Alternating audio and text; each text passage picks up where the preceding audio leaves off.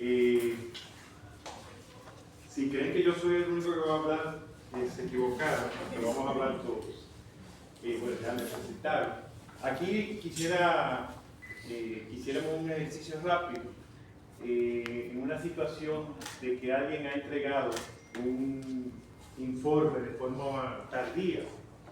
Un colaborador entrega un informe con 2 días de retraso sin previo aviso de esa tardanza.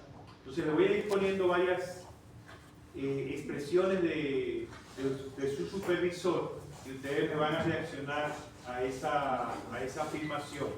Me van a comentar cómo la perciben, qué tipo de expresión es, qué le genera eso, si está bien, si está mal, lo que quieran comentar. La primera respuesta del supervisor sería: el supervisor lo ignora y decide no decir nada. ¿Qué les parece eso? ¿Es correcto? ¿Incorrecto? Mal. Okay. La segunda: el supervisor le grita delante del equipo: siempre lo mismo contigo. Mal. Y aparte de mal, alguna característica que contenga, ¿cómo dice? Agresividad. Bien. Tercera reacción del supervisor. El supervisor lo llama aparte y le dice: me preocupa que entregaste el informe con retraso.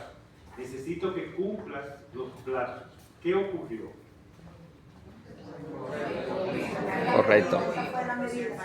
Es una buena medida. La cuarta: el supervisor envía un correo pasivo-agresivo. Gracias por acordarte finalmente del informe. Muy mal. Muy mal. De las 4 respuestas, ¿cuál le parece más adecuada? La 3. Y de las 4 respuestas, ¿cuál es la más común que ustedes han tenido, de supervisores que han tenido, ustedes como supervisores, o alguien que le ha contado? La más común. La 1 y la 2. Explota delante de todo el mundo. Bien.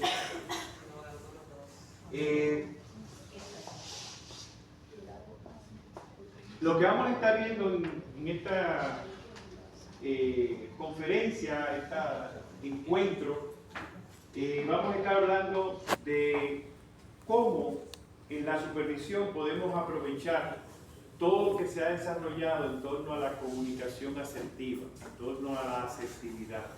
Y vamos a analizar todos esos conceptos. Y estas expresiones, vamos a hablar de 3 tipos de conducta: la pasiva, la agresiva y la asertiva. Y es una forma de clasificar la comunicación. En base a esas 3, esta sería pasiva, la segunda es agresiva, y es muy frecuente, como ustedes sugirieron. La tercera es asertiva, que fue la que ustedes reconocieron como muy conveniente. Y la cuarta es también una respuesta agresiva. Y vamos al final, si nos da el tiempo, pues vamos a volver a poner algunos ejemplos como estos para que lo veamos. ¿Qué es la supervisión? ¿Cómo podemos definir rápidamente supervisión? Una definición con nuestra propia palabra, no me compliquen la vida poniéndome definiciones muy teóricas ahí. Es verificar el cumplimiento de una actividad. Verificar el cumplimiento de una actividad. Me parece bien. ¿Alguna otra? Verificar de que las cosas marchen bien.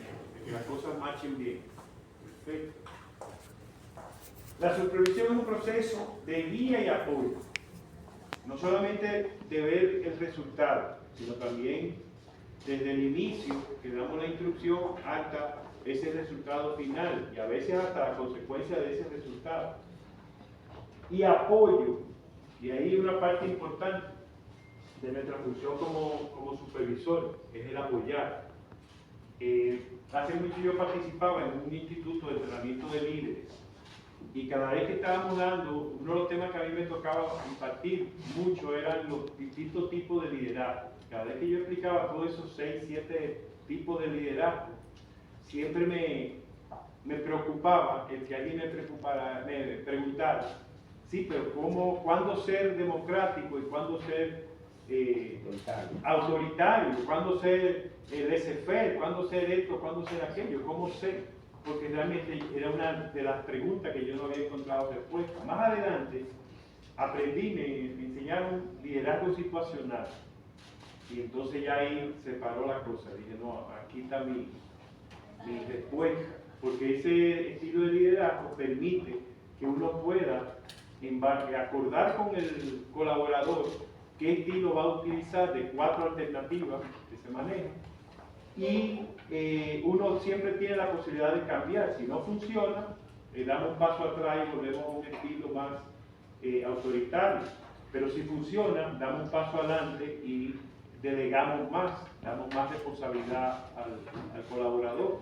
Y es un estilo que realmente funciona mucho. En el que una persona, el supervisor, observa y controla el trabajo de la otra persona o grupo con el objetivo de mejorar el rendimiento y asegurar la calidad del trabajo. Es una actividad que implica vigilancia, inspección y dirección para lograr la eficacia y el crecimiento profesional. No es que no vamos a mirar el resultado, vamos a mirar el resultado, pero también tenemos que acompañar, también tenemos que apoyar, también tenemos que estar cerca de ese colaborador que tiene la responsabilidad de hacer eso que hay que hacer para obtener lo que tenemos que lograr. Desde un inicio de la revolución industrial, digamos que fue uno de los elementos que más oficializó la función de la supervisión y se documentó. En esa época, la supervisión estaba muy enfocada a la parte de control y por eso el término supervisor viene de que muchos supervisores en esas grandes fábricas que surgieron, su área de trabajo estaba más alta que los colaboradores que él supervisaba y era para tener una visión más amplia y ver y controlar lo que ellos hacían. Entonces aquí tenemos un dibujo que muestra el área donde el supervisor trabajaba y desde ahí tenía una perspectiva y eso se veía en muchos, incluso hay películas en donde se ve en industria que uno ve que hay unas oficinas con vidrio que usaban los supervisores. Desde ahí ellos tenían entonces una función, una visión más completa y podían ejercer su autoridad de una forma más drástica, más efectiva. En esa época los supervisores eran más enfocados hacia el resultado, menos dados al diálogo, a la colaboración, al apoyo. Era más un asunto de exprimir y hacer que se hiciera lo que había que hacer. No había mucho chance de otras cosas. No quiere decir que para algunos supervisores eso haya cambiado. Todavía hay personas que dirigen de esa forma. Solo aprietan, solo presionan. Y eso generalmente genera insatisfacción en los colaboradores. Y lamentablemente es así. La supervisión ha ido cambiando con el paso del tiempo y los cambios en los modelos de gestión a ser más participativos, humanos y colaborativos. Antes pedir un permiso, por ejemplo, para atender a un familiar enfermo era todo un problema. Ahora hay mucho más conciencia, mucho más permisividad y eso se maneja como con una flexibilidad mayor. Y eso es bueno, porque genera, al cabo del tiempo lo que genera es una satisfacción, un agradecimiento del personal por ese apoyo en ese momento que lo necesitó. Pero antes eso no se veía, no se valoraba. La supervisión moderna se ha alejado del paradigma de control total, de solamente estar enfocado en el resultado y no en el proceso, en cómo te acompaño, qué tú necesitas, qué puedo yo darte, cómo te puedo apoyar.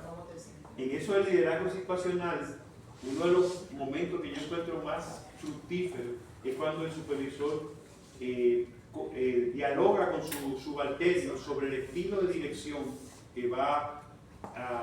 que espera que el supervisor le dé para cada una de las funciones que tiene. Y eso es un momento interesantísimo. Los autores de esa teoría plantean que uno como supervisor debe confiar en la medida de lo posible en lo que el colaborador le pide. pero siempre presto a parar y echar hacia atrás. Y yo te delego porque tú me dices que sí, que tú puedes cumplir con la tarea si te la delego, pero luego si veo que no, doy un paso atrás y volvemos a otros estilos donde yo participo más de cerca hasta que tú logres el momento, las condiciones para poder asumir una delegación. Hoy se promueve la supervisión cercana, horizontal y asertiva, más enfocada en el acompañamiento, el desarrollo y la comunicación. Supervisar no es solo controlar, también es guiar, orientar, apoyar y formar. Ya esto lo he venido como insistiendo. La diferencia entre supervisión tradicional y supervisión asertiva es precisamente esa. Vamos a aprovechar la técnica de la asertividad que se ha desarrollado mucho en todo lo que es la comunicación y vamos a traerlo a la supervisión. Gran parte de la tarea del supervisor tiene que ver con comunicación. Lamentablemente, la comunicación es uno de los grandes temas en los cuales, aunque es algo común entre los seres humanos, imprescindible entre los seres humanos, es algo de lo que más descuidamos, de lo que menos atención le prestamos. Todos nos creemos que somos especialistas en comunicación, que dominamos el arte de la comunicación, pero no nos hemos dedicado a estudiarla, a observarla, a evaluarla y a desarrollarla. Y es uno de los puntos que en la supervisión, para muchos supervisores les lleva al fracaso, porque no pueden comunicarse adecuadamente con sus colaboradores. También implica una gran carga de relaciones interpersonales y comunicación. Ya hablábamos de eso. La supervisión tiene un alto componente que tiene que ver con esas relaciones interpersonales y sobre todo con la comunicación. ¿Qué es la asertividad? ¿Qué se le ocurre? ¿Quién me dice algo sobre qué es asertividad? Manejarse adecuadamente. Manejarse adecuadamente. Pero ese adecuadamente, ¿qué define que sea adecuado? Porque sí es cierto, es manejarse adecuadamente, pero ¿en base a qué? Bueno, el respeto mutuo, muy bien. Ese respeto mutuo implica que también yo tengo que respetarme y tengo que hacer que me respete. Eso muchas veces lo podemos hacer, lo solemos hacer.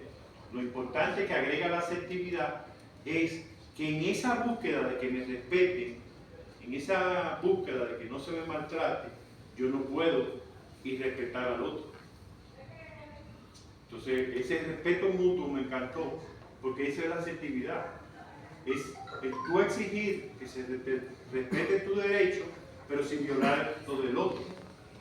Porque no tiene sentido que yo reclame mi derecho, pero que quite lo tuyo. Entonces, la idea es llegar a ese punto en donde yo pueda ser capaz de no dejarme maltratar, de exigir mis derechos, pero sin violar los derechos de los otros, sin maltratar a los otros. Y es un punto que resulta muy productivo, muy efectivo, porque ambos ganamos. La situación de que uno gana y el otro pierde no es agradable. De hecho, hay una antropóloga belga que yo uso mucho en los temas de violencia, que trabajo y no violencia, que plantea que la génesis de toda la conducta violenta está en lo que ella llama el modelo mayor-menor. Y es que una de las partes se siente que es el mayor, que es el que sabe, que es el que tiene la razón, que es el que tiene la autoridad, que es el que tiene que decidir, y asume que la otra parte tiene el rol de menor. Y entonces, claro, como yo me creo que soy el mayor, pues me impongo a los demás porque yo necesito imponerme para ayudar. Ellos no saben, ellos no tienen control, ellos no tienen capacidad y yo tengo que imponerme. Y ahí viene la acción de violencia. Llega un momento en que ya eso se hace costumbre. Y yo soy siempre el que decide, yo soy siempre el que ordena, el que sabe y el que tiene la razón. Y entonces vienen todos los problemas. La asertividad es la habilidad de comunicar tus necesidades, opiniones y sentimientos de forma clara, directa y respetuosa, sin agredir ni ser pasivo. En esa pasividad es que viene la imposición del otro, viene el atropello del otro. Entonces yo no puedo ser pasivo porque tengo que poder ponerle un stop, un pare, cuando la persona está ya faltando, cuando la persona viola mis derechos. Es un equilibrio entre ser directo y respetuoso, permitiendo defender tus derechos sin vulnerar el derecho de los demás. Y ese es el punto más importante de la asertividad. Es verdad. Que tomemos conciencia de que yo no puedo defender mis derechos violentando los del otro. En la vida de pareja ocurre mucho que una de las partes le falta al otro y en el reclamo se le va la mano y pasa y ofende y transgrede los derechos de su pareja. Entonces ahí se cambia todo, se pierde todo, la razón se cambia. Entonces es inadecuado. Muchos esposos aprovechan eso, están en falta, cometieron algo inadecuado para la pareja, pero la pareja se pasa de tono, no tiene límites y ofende y agrede y viola los derechos de su pareja, y entonces ya cambia el rol. Ya el que era el ofensor, el que había metido la pata, el que era irrespetuoso, pasa a ser víctima. Y entonces ya ahí se cambia toda la dinámica. Y ya, pasemos a otro punto, porque tú me faltaste. Es la capacidad de expresar ideas, sentimientos y necesidades con claridad, respeto y firmeza. Esa parte de la firmeza es muy importante. Y se puede ser firme sin agredir.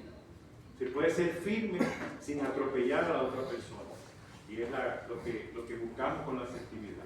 Se sitúa entre la pasividad y la agresividad.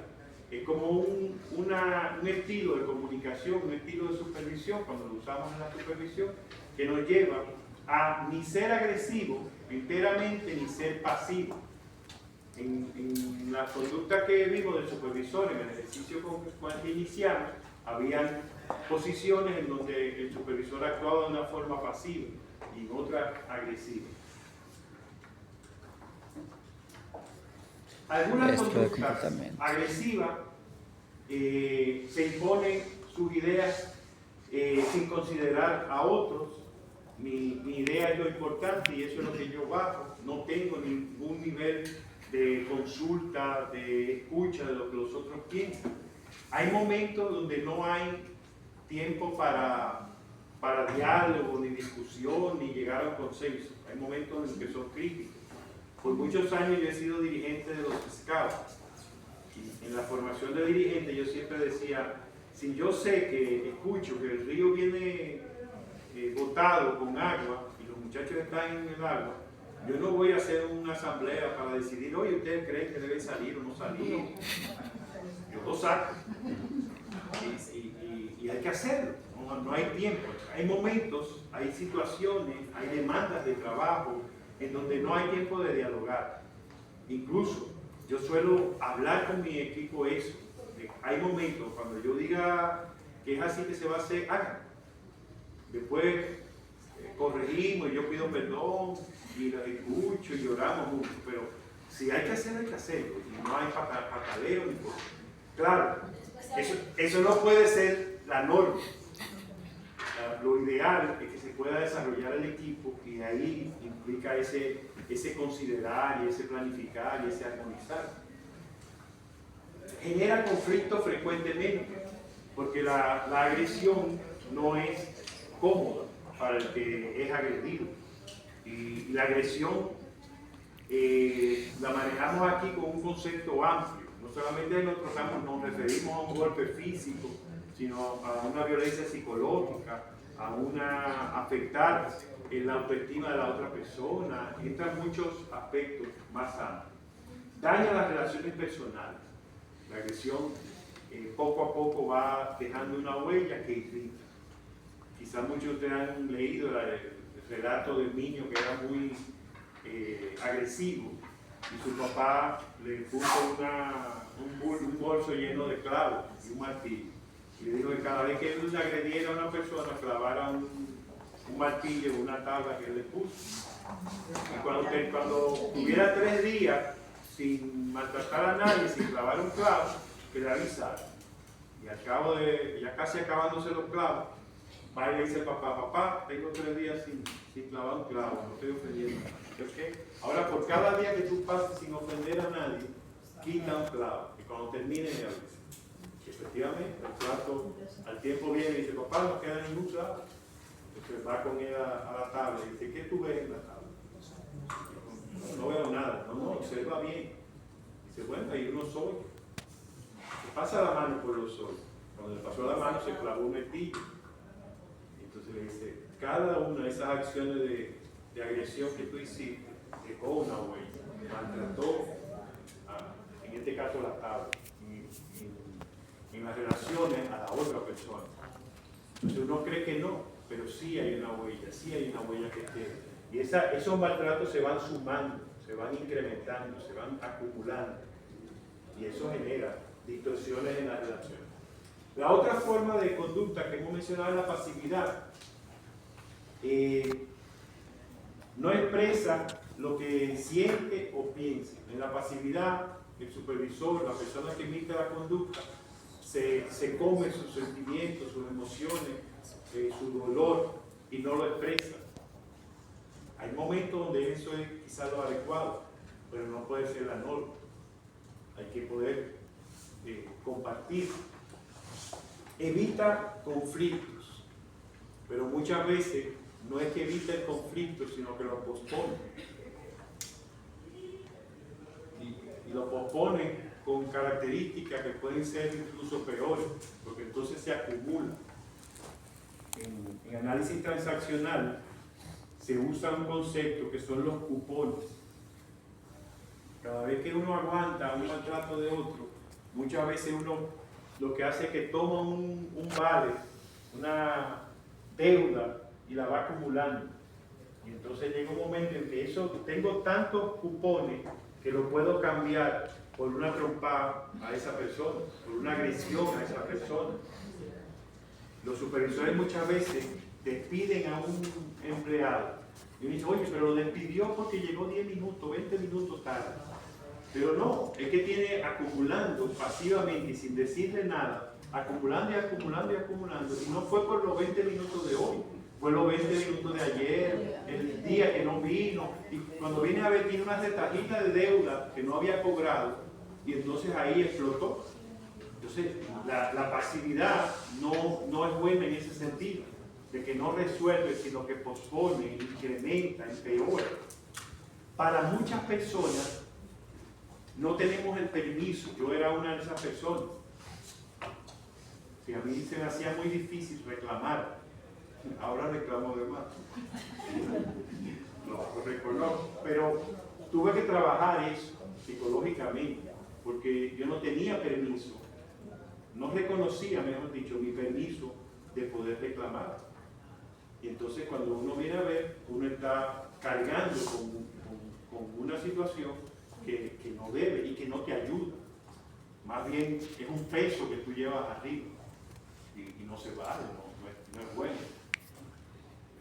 Se siente frustrado o ignorado, totalmente. La persona pasiva, que no es capaz de verbalizar, que no es capaz de reclamar, que no es capaz de decir su malestar y llamar la atención y pedir, llega un momento en que se siente menospreciada, que se siente ignorada, y eso no es nada agradable. La asertividad, el comportamiento típico de la asertividad, bueno, expresa lo que piensa con respeto a la otra persona.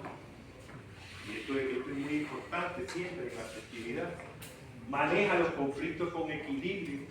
Los conflictos, por ejemplo, para la persona que se maneja con agresividad, los conflictos son una oportunidad de yo imponerme, una oportunidad de yo ganar. Porque solamente ve el asunto de ganar-perder.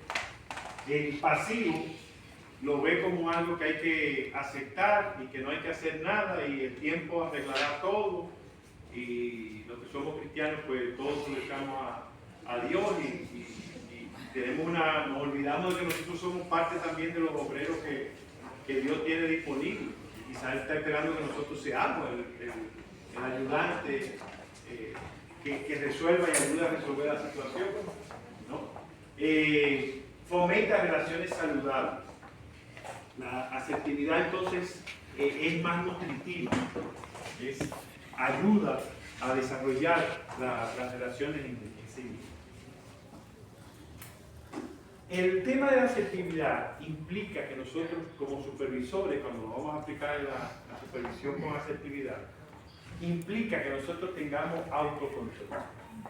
Y el autocontrol es algo que muchas veces en nuestro país nos hemos creído el cuento de que no tenemos cómo controlarnos. Más bien, creemos que todas las demás personas tienen un control remoto que nos controlan a nosotros. Entonces creemos que la otra persona me puede ofender, por ejemplo. Y les tengo una buena o mala noticia, dependiendo de cómo lo tomen. Nadie ofende a nadie. En programación, en comunicación no violenta, entendemos, se ha demostrado, que nosotros no reaccionamos a lo que la otra persona dijo o lo que pasó. Reaccionamos a lo que nosotros pensamos de lo que ocurrió. ¿Me entienden esa diferencia? Sí. Una cosa es lo que ocurrió y otra cosa es lo que yo interpreto, lo que yo me digo con respecto a eso. Percepción. Es mi percepción, es mi razonamiento, es mi conceptualización sobre eso que ocurrió.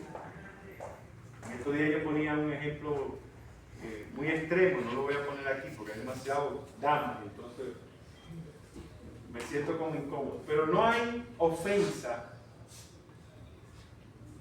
algo que alguien diga que tenga el poder de molestarnos, si no es que nosotros se lo damos. Imagínense la ofensa más grande que otro le pueda decir: tú eres un perro, tú no sirves, tal cosa. Yo peleé mucho por cosas que me decían, de mi mamá o de mí, y eso era un pleito que no se barajaba. Y ahora yo digo, ¿cuántos pleitos yo eché sin razón?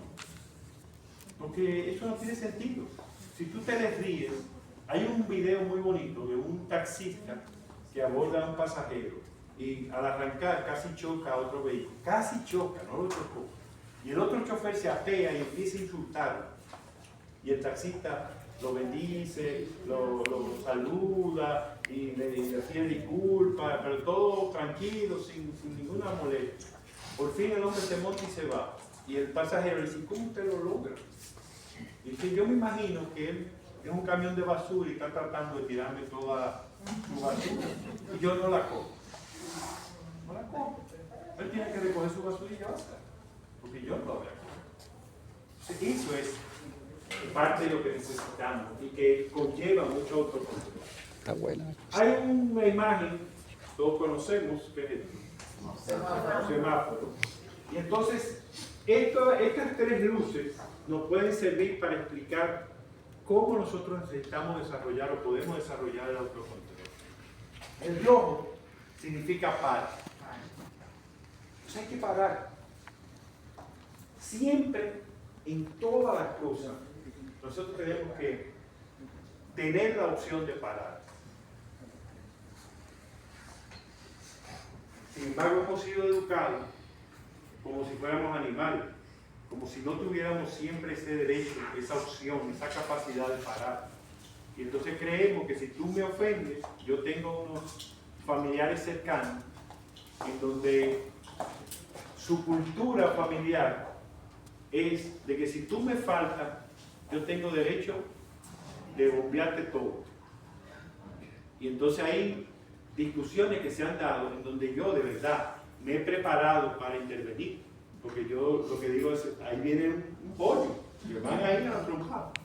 Y yo me he preparado literalmente para intervenir. Y de buenas a primeras, unos minutos después, besito en la boca. Yo me perdí. ¿Qué hubo?